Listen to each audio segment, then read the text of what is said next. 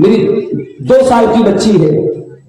Mobile آج کل بچے کہاں مانتے ہیں, لیکن ہم نے موبائل, ٹھیک ہے بچے لے رہے موبائل, لیکن موبائل کو مجبوری بنا دینا. بعض گھروں میں کیا ہوتا ہے, بچہ کھانا نہیں کھاتا جب تک موبائل ہاتھ میں نہیں. یہ مجبوری بنا دیا آپ نے موبائل کا, اس قدر رسیا بنا رہے بچوں کو. یہ بچے جب بڑے ہوں گے, ان کی آنکھوں پر, ان کے دماغ پر, ان کے ذہن پر موبائل کا کتنا غلط اثر پڑے گا شاید آپ کو تصور ہو. کبھی آپ غور کیجئے گا, یہ چھوٹے بچے جو کارٹون دیکھتے ہیں, ہمیں لگتا ہے یار وہ تو یوٹیوب پر کارٹون دیکھ رہا ہے, وہ تو یوٹیوب پر بچوں کا پروگرام دیکھ رہے ہیں. کبھی غور کیجئے گا, یوٹیوب پر آنے والے بچوں کے کارکرم میں, بچوں کے کارٹون میں بھی بہت خوبصورتی کے ساتھ سلو پوائزن, دھیرے دھیرے آپ کے بچوں اور بچیوں کو زہر دیا جا رہا ہے. بچوں کے, چھوٹے بچوں کے دماغ میں کیا ڈالا جا رہا ہے؟ ایک بوائے فرینڈ ہوتا ہے, گرل فرینڈ ہوتی ہے. لڑکا لڑکی میں ایک رشتہ ہوتا ہے گرل فرینڈ اور بوائے فرینڈ کا. اس کا انجام یہ ہوا ہے کہ آج جیسے ہی لڑکی جوان ہوتی ہے وہ بوائے فرینڈ کی تلاش میں نکل جاتی ہے, اور جیسے ہی لڑکا جوان ہوتا ہے وہ گرل فرینڈ کی تلاش میں نکل جاتا ہے. اور آج انسٹاگرام اور فیس بک اور واٹس ایپ نے وہ بے حیائی کا سیلاب پھیلا کے رکھا ہے میرے بھائیوں کہ بیان کے باہر ہے. اور میں کبھی کبھی ایک بات کہتا ہوں کہ اللہ کے نبی نے جب یہ فرما دیا کہ جب کوئی مرد کسی عورت سے اکیلے میں ملتا ہے تو تیسرا شیطان ہوتا ہے, تو کیا واٹس ایپ پر تیسرا شیطان نہیں ہے؟ کیا انسٹاگرام پر تیسرا شیطان نہیں ہے؟ کیا فیس بک پر تیسرا شیطان نہیں ہے؟ کسی لڑکے کا میسج آیا لڑکی کو, السلام علیکم, میں آپ کا اسلامی بھائی ہوں اور آپ میری اسلامی بہن ہیں. معاف کیجئے گا, اسلام کے رشتے کے اعتبار سے ٹھیک ہے, ہر مسلمان مرد دوسری عورت کا اسلامی بھائی ہے, مگر یہ اسلامی بھائی بہن کا رشتہ یہ اس بات کی اجازت نہیں دیتا ہے کہ لڑکی سے چیٹنگ کی جائے, اس کے ان باکس میں جا کے, چیٹنگ میں جا کے اس سے پرائیویٹ باتیں کی جائے. آج پہلے دعا سلام ہوتا ہے, ہائے ہیلو ہوتا ہے, اور اس کے بعد لمبی چوڑی باتیں ہوتی ہیں. زنا کاری اور بدکاری یہی سے شروع ہوتی ہے. ابھی میرے پاس ایک فون آیا مئو سے, بنارس سے 100 کلومیٹر دور ایک جگہ ہے مئو, ہماری پہچان کے صاحب تو ان کا فون ہے. تو مولانا صاحب ایک مسئلہ پوچھنا ہے. میں نے کہا کیا مسئلہ ہے؟ کہا ایک عورت ہے, اس کے شوہر کا انتقال ہو چکا ہے, بیٹے ہیں مگر بیٹے بہت بزی ہیں, بیٹوں کے پاس ٹائم نہیں ہے. وہ عورت عمرہ کرنے جانا چاہتی ہے. اس عورت کی جو دیورانی ہے, دیورانی سمجھتے ہیں نا, چھوٹے بھائی کی بیوی, تو دیورانی جو ہے وہ جا رہی عمرہ کرنے, اور دیورانی اپنے بیٹے کے ساتھ جا رہی ہے. تو کیا وہ عورت اس لڑکے کی بڑی امی ہوئی, تو لڑکا اپنی بڑی امی کے ساتھ, یا یہ کہہ لیجیے کہ چچی اور بھتیجا, کیا وہ عمرہ کرنے جا سکتے ہیں؟ میں نے کہا ایک بات بتاؤ میرے بھائی, کیا بڑی امی کا رشتہ یا چچی کا رشتہ کیا شریعت کی نظر میں کیا یہ محرم کا رشتہ ہے یا غیر محرم کا رشتہ ہے؟ تو وہ کہنے لگے مولوی صاحب مجھے تو ایسا لگ رہا ہے غیر محرم کا رشتہ ہے. میں نے کہا لگ نہیں رہا ہے, صحیح بات ہی نہیں. چچی جو ہوتی ہے وہ غیر محرم ہوتی ہے. ٹھیک ہے, ہم لوگ احترام میں چچی کو چچی بولتے ہیں یا بڑی امی بولتے ہیں. بڑی امی یا چچی, اگر چچا کا انتقال ہو جائے یا بڑے باپ کا انتقال ہو جائے تو وہ عورت نکاح میں بھی آ سکتی ہے اپنے دیور کے لڑکے کے ساتھ, اس کے لیے غیر محرم ہے.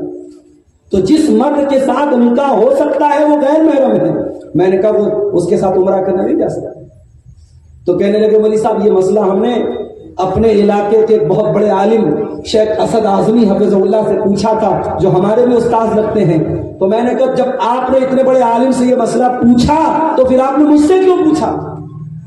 کہنے لگے میں نے سوچا کنفرم کر لوں. میں نے کہا کنفرم نہیں کرنا تھا آپ کو, آپ یہ چاہتے تھے کہ اگر شیخ اسد اعظمی نے یہ فتویٰ دیا ہے اور یہ مسئلہ بتایا ہے کہ اپنے چچی اپنے بھتیجے کے ساتھ عمرہ کرنے نہیں جا سکتی, تو آپ نے عبدالغفار صاحب کے پاس فون کر کے مسئلہ اس لیے پوچھا تاکہ آپ کو کوئی گنجائش مل جائے. آج کل یہ بھی مسئلہ چل رہا ہے کہ لوگ مسئلہ پوچھتے ہیں علماء سے, مسئلہ پوچھنے کے لیے نہیں بلکہ اپنا راستہ نکالنے کے لیے اور گنجائش نکالنے کے لیے راستہ پوچھتے ہیں. میرے بھائیوں اپنے گھروں میں محرم غیر محرم کا فرق کیجیے. کتنے گھروں میں آج محرم غیر محرم کا کوئی فرق نہیں. جیجا اپنی سالی کو لے کے گھوم رہا ہے بائک سے, دیور اپنی بھابھی کے ساتھ مٹر گشتی کر رہی ہے, بائک پر گھوم رہی ہے اور ادھر ادھر تفریح کرنے جا رہی ہے. کیا آپ کو نہیں معلوم کہ دیور بھابھی کا رشتہ کیسا ہے؟ اللہ کے نبی نے دیور کو بھابھی کے لیے موت قرار دیا. اللہ کے نبی نے جیجا کو سالی کے لیے موت قرار دیا ہے. اور معاف کرنا, جس طریقے سے آپ اپنی جوان بیٹیوں کو اپنے گاؤں کے جوان لڑکوں سے پردہ کراتے ہیں, اس کے خالہ کے لڑکوں سے, اس کے ماموں کے لڑکوں سے, اس کے چاچا کے لڑکوں سے, اس کے تایا کے لڑکوں سے بھی پردہ کرائیے. یہ رشتے بھی آپ کی جوان بیٹی کے لیے غیر محرم ہیں. جو رشتے غیر محرم ہیں آپ کی جوان بیٹی کو ان سے پردہ کرائیے. آج حالات بہت برے ہیں. کل رات میں میرا پروگرام تھا مبارک پور کا علاقہ, مولانا سفی الرحمان مبارک پوری کے گاؤں میں, حسین آباد میں میرا پروگرام تھا. اور آپ کو معلوم ہوگا بنارس, مئو اور مبارک پور یہ 3 علاقے ایسے ہیں جہاں کے بارے میں یہ بات بہت مشہور ہے کہ وہاں بہت اچھا ماحول ہے, مسلم علاقہ ہے, اسلامی ماحول ہے, اور وہاں کی عورتیں بہت پردہ کرتی ہیں. یہ ساری باتیں بہت مشہور ہیں. مگر اب دھیرے دھیرے ہر جگہ کا ماحول خراب ہو رہا ہے. میں کار سے جا رہا تھا بنارس سے مبارک پور, راستے میں جب مبارک پور پہنچنے والا تھا دیکھا ہماری کار کے آگے ایک اور کار جا رہی ہے, اور اس کار میں وہ کار آج کل جو چلی نا جس میں اوپر کا حصہ کھول دیتے, اس کو اوپن روف والی کار بولتے ہیں, اوپن روف والی کار تھی. اس کی چھت کو کھولا گیا اور 3-4 برقع نشین لڑکیاں اس میں سے کھڑی ہو کر کے سیلفی لے رہی ہیں اور اپنا کھڑی ہو کر کے موج مستی کر رہی ہیں اور جا رہی ہیں اور پورے زمانے کو دکھا رہی ہیں کہ ہم نقاب میں تو ہیں, مگر یہ نقاب ہمیں پردے میں رکھنے کے لیے نہیں ہے. ہم نقاب میں رہ کر کے بھی مٹر گشتی کرتی ہیں, ہم نقاب میں رہ کر کے بھی بے حیائی کرتی ہیں. میرے پیارے ساتھیوں, اسی لیے میں کہتا ہوں کہ مسلمان عورت کو صرف نقاب پہنا دینا یہ کافی نہیں ہے. آپ کو تربیت کرنی پڑے گی, آپ کو سکھانا پڑے گا اپنی بچیوں کو کہ تو نقاب کیوں پہنتی ہے, تجھے نقاب پہننے کا حکم کیوں دیا گیا. اس لیے بعض علماء کہتے ہیں کہ قرآن کی 2 سورتیں عورتوں کو ضرور سکھائی جائے, ایک سورہ نور ضرور سکھائی جائے, ایک سورہ احزاب ضرور سکھائی جائے. کبھی موقع ملے اپنے گھر کی عورتوں کو سورہ نور اور سورہ احزاب یہ ترجمہ اور تفسیر کے بعد ضرور اپنی بہنوں کو سکھا دیجیے. اس میں بڑا سبق ہے آپ کے گھر کی عورتوں کو.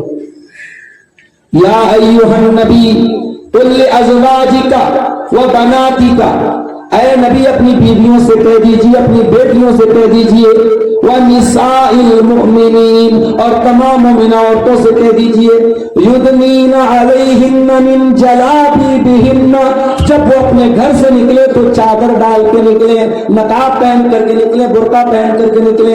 ذَلِكَ أَدْنَىٰ أَن يُعْرَفْنَ فَلَا يُؤْذَيْنَ, یہ پردہ پہچان بن جائے گا, یہ نقاب پہچان بن جائے گا کہ یہ عزت دار گھر کی لڑکیاں ہیں, یہ عزت دار گھر کی عورتیں ہیں, اور کوئی ان کو چھیڑنے کی ضرورت نہیں ہے.